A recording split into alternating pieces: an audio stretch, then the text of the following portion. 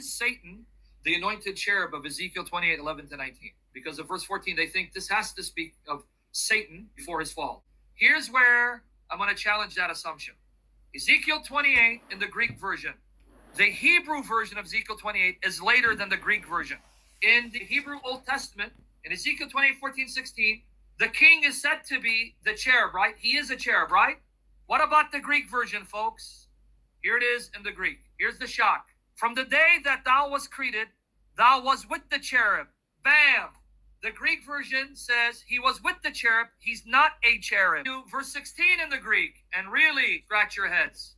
Therefore, thou hast been cast down, wounded from the mount of God, and the cherub has brought thee out of the midst of the stones of fire. Wow! So how do I take Ezekiel 28? Here's how I take it. If you want to believe it's about Satan, that's fine. You're entitled to it. That doesn't mean it's a false view, it's a damnable view. Okay, but that doesn't mean it's a false view, it's a damnable view. Okay, but now, let me tell you my take on Ezekiel 28. It's not literal. It is mockery. God is mocking the king of Tyre, mocking him, describing him as if he was an anointed cherub, as if he was in the Garden of Eden, as if he was perfect. Ezekiel 28 does not teach that the serpent was a fallen cherub. Let's stay with what the text actually says. First, Ezekiel 28 is a lament over the king of Tyre. The chapter opens by identifying its subject. It is poetic prophecy, not a historical account of the serpent's origin. Second, the reference to Eden is symbolic. We know this because Ezekiel uses the exact same style elsewhere. In Ezekiel 31, Assyria is described as the most magnificent cedar in Eden. It grew higher than every other tree, became proud, and was cut down.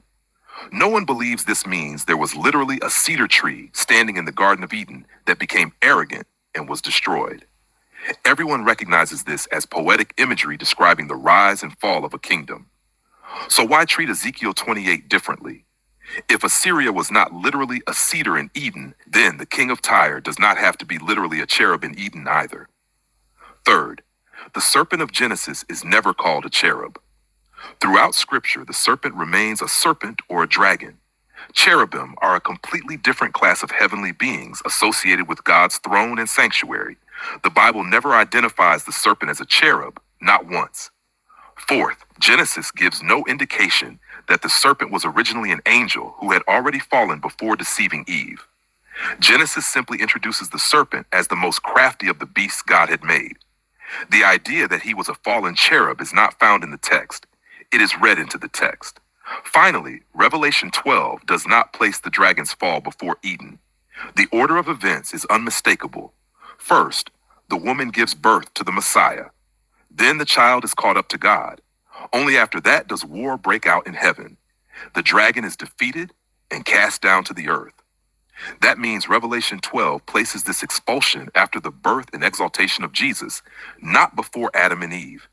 Even there, John still calls him the ancient serpent and the dragon, never a cherub. The conclusion is simple.